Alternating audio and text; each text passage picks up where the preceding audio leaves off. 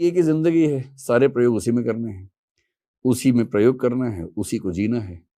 ये चांस तो है नहीं कि एक में प्रयोग कर दूसरी को जिएंगे। मनुष्य की पूरी कहानी उन निर्णयों से बनती है जो वो लेता है। और अब कितना भी समझदारी से फैसला कोई व्यक्ति कहे कि मैं मन से ठीक नहीं हूं, मुझे साइकोलॉजिकल डिसऑर्डर है, डिप्रेशन है, एंजाइटी है, स्ट्रेस है, तो उसका मजाक नहीं बनाना चाहिए। जिस तरह से हमारा शरीर बीमार हो सकता है, वैसे हमारी चेतना भी बीमार हो सकती है। कि देखिए, जीवन एक ही है और करने को इतनी चीजें हैं कि जीवन कम पड़ जाएगा। इसलिए सबसे महत्वपूर्ण है कि आप अपनी प्रायोरिटीज तय कर लें। आपके लिए क्या ज्यादा, जीवन छोटा है, इसका एक दिन भी उस काम में नहीं लगाऊंगा जो काम मेरे मूल व्यक्तित्व के साथ नहीं चल सकता। हो सकता है कि इसमें बहुत कम मालूम, हो सकता है कि बहुत बड़ी सफलता है। किसी के पास जीवन में पर्पज है तो आमतौर पर उसको एंग्जाइटी नहीं होगी, डिप्रेशन नहीं होगा। एक पर्पस नहीं है तो दिक्कत है। एक जीवन में कुछ सपने हैं, उन सपनों को पूरा करने के लिए शायद 25, 30, 40 साल से मेहनत कर रहे हैं, थकते भी नहीं है, डिप्रेशन में भी नहीं जाते हैं, क्योंकि एक पर्पस उनके जीवन में है। गुड़गांव में सबसे ज्यादा लोग, यंग लोग काम करते हैं और गुड़गांव में स्टैंड अप कॉमेडियन का बिजनेस सबसे ज्यादा चलता है, क्योंकि वहां तनाव इतना ज्यादा है कि हंसी का बाजार सबसे ज्यादा वहीं पर है। हंसी का बाजार उन मोहल्लों में कभी नहीं मिलेगा जहां लोग वैसे ही हंस लेते हैं। यहाँ तनाव उतना नहीं है, यहाँ तनाव ज्यादा है।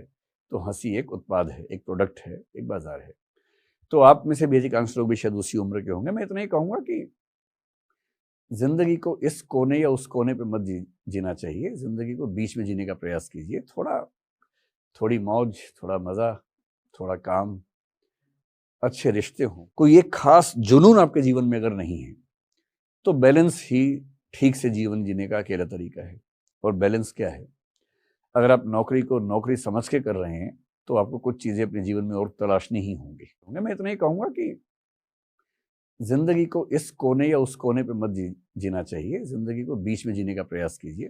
थोड़ी मौज, थोड़ा मजा, थोड़ा काम, अच्छे रिश्ते हों। जीवन में कम से कम एक या दो अनकंडीशनल रिलेशंस अगर आपके पास हैं। अनकंडीशनल का मतलब जो आपको जज नहीं करते, जिनकी सपोर्ट के लिए आपको सोचना नहीं पड़ता कि सपोर्ट करेगा या नहीं करेगा, जिनके बारे में आप जानते हैं कि इसके लिए इतना ही काफी है कि मैं एक पक्ष हूं इस डिबेट में, तो ये नहीं पूछेगा कि तुम सही तरफ हो कि गलत तरफ हो। वो कहेगा तू है तो मैं तेरे साथ हूं, बात खत्म।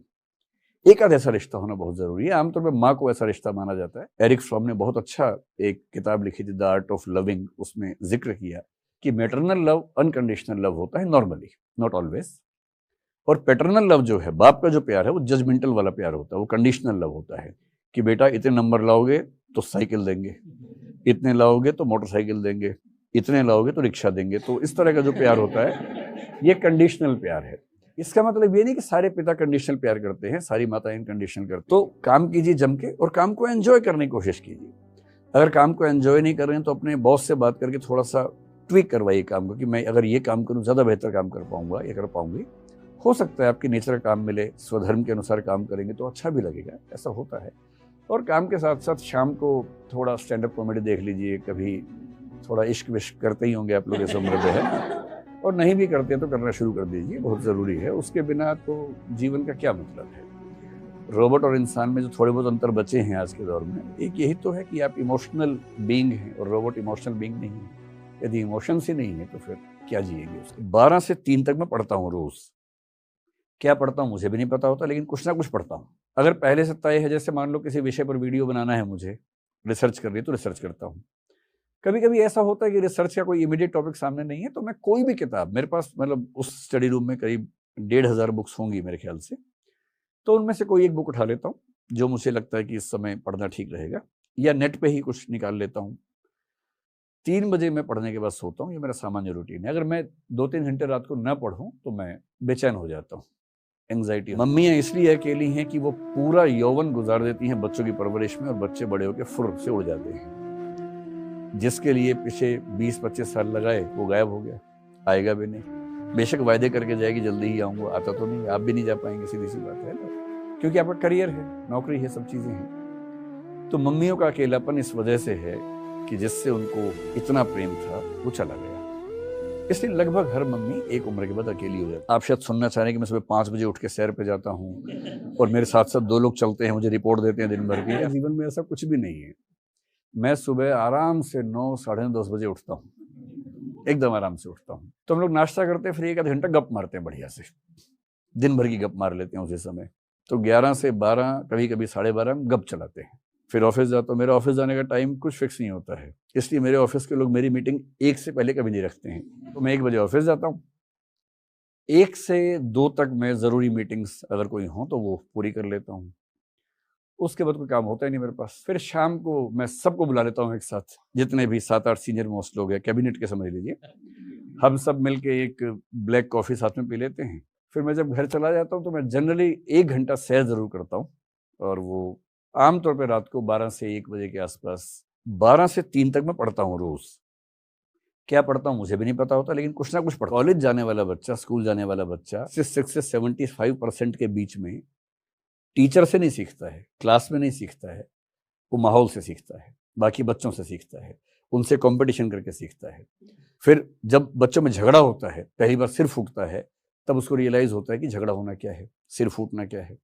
जब 10-10 बच्चे टीम बना के खेलते हैं तो रियलाइज होता है कि टीम बिल्डिंग क्या है, टीम में कैसे काम करना है। ये सारी चीज़ें आप ऑनलाइन में सिखाना चाहें तो ये असंभव जैसा मामला। तो मुझसे जब भी कोई पूछता है कि ऑनलाइन बेहतर है कि ऑफलाइन, मैं सीधी सी बात कहता हूँ, यदि आप नौकरी पेशा हैं तो नौकरी छोड़िए मत, ऑनलाइन पढ़ लीजिए। यदि आप दिल्ली या कोई बड़ा शहर अफोर्ड नहीं कर सकते हैं तो ऑनलाइन पढ़िए आराम से कम 1-2 साल एक बेसिक आइडिया हो जाए, उसके बाद 6 महीने दिल्ली आ जाइए एक धार लगाने के लिए अपनी तैयारी को। पर यदि आपके पास समय भी है और यदि आप फाइनेंशियली मैनेज भी कर सकते हैं और किसी बड़े शहर में या दिल्ली में आके पढ़ सकते हैं, तो ऑफलाइन या हाइब्रिड से बेहतर कोई दूसरा विकल्प नहीं है, चाहे वो मेडिसिन हो, चाहे इश्क हो, चाहे पढ़ाई हो। आप में से अधिकांश के माता पिता, स्पेशली पिता, जो काम कर रहे होंगे उसको एंजॉय नहीं करते होंगे, पर वो मजबूर हैं, क्योंकि आपकी जिंदगी दांव पर है, इसलिए वो अपने रुचियों को दांव पे लगाते हैं बार बार। वो जिंदगी भर वही काम करते रहेंगे जो वो नहीं करना चाहते, ताकि आपकी जिंदगी में असुरक्षाएं पैदा ना हो जाए। इसलिए जब ये समझ में आ भी जाता है कि ये मेरी नेचर का पार्ट नहीं, तभी हम छोड़ नहीं पाते, क्योंकि वो आसान नहीं होता है।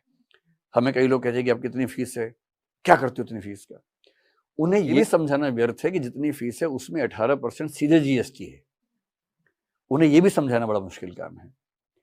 और फिर ये समझाना कि बहुत बड़े क्लासरूम्स होते हैं, 1200 लोग काम कर रहे हैं, नोट्स बनाने वाली टीम है, वेबसाइट है, मैगजीन है, ये सब चीज़ें आपके लिए हो रही हैं। टीचर बहुत 15-15, 20-20 साल के अनुभवी टीचर्स हैं, वो पूरा करियर उन्होंने टीचिंग में खर्च कर दिया, वो लोग आपको पढ़ाएंगे, आपके आंसर्स रोज़ चेक होके आपको मिलेंगे।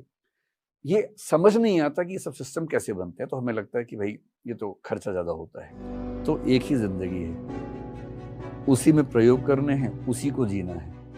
अगर एक प्रयोग फेल हो जाए तो 2 रास्ते हैं, उसको ढोते रहिए या खुल के मान लीजिए गलती हुई थी, अब दूसरा प्रयोग करेंगे। दूसरा प्रयोग करने में फिर खतरा है कि गलती हो जाए, उसके बाद और साहसी होना पड़ेगा, क्योंकि हर व्यक्ति मजाक बनाएगा, सारे फूफा मौसा इकट्ठे हो जाएंगे उस समय कि हम तो पहले ही कह रहे थे पागल आदमी है, ऐसा कर दिया वैसा कर दिया। इन सब से प्रभावित नहीं होना और कहना है कि एक ही लाइफ है, प्रयोग करेंगे बार बार।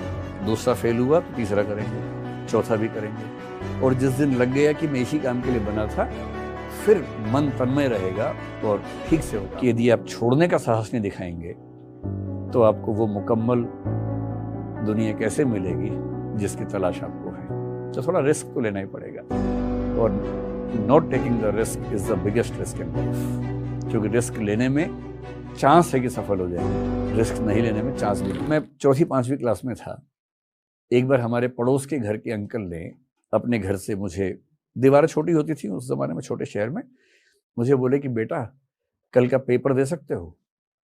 मैंने कहा हाँ अंकल, मुझे बड़ी खुशी हुई। तो कल मेरे जो पेपर हुआ था क्लास में, मैं क्वेश्चन पेपर लेके उनको दे आया, तो उन्होंने बताया कि बेटे मैं न्यूज़पेपर मांग रहा था। अब मुझे समझ में आता है कि ऐसा क्यों हुआ, क्योंकि छोटा बच्चा दुनिया के सेंटर में खुद को रखता है। ईगो सेंट्रिक होने का यही मतलब है कि दुनिया के केंद्र में मैं हूं। ये मुझसे कल का पेपर मांग रहे हैं, यानी इनको पता है कल मेरा टेस्ट हुआ है, पता होना ही चाहिए। ये भी नहीं पता तो फिर क्या जानते हैं। जब मैं 10 साल का था मुझे लगता था कि मेरे पिता सब कुछ जानते हैं। जब मैं 20 का हुआ मुझे समझ में आया कि मेरे पिता कुछ नहीं जानते। आज मैं 30 का हूँ, मुझे लगता है कि वो सच में काफ़ी जानते थे।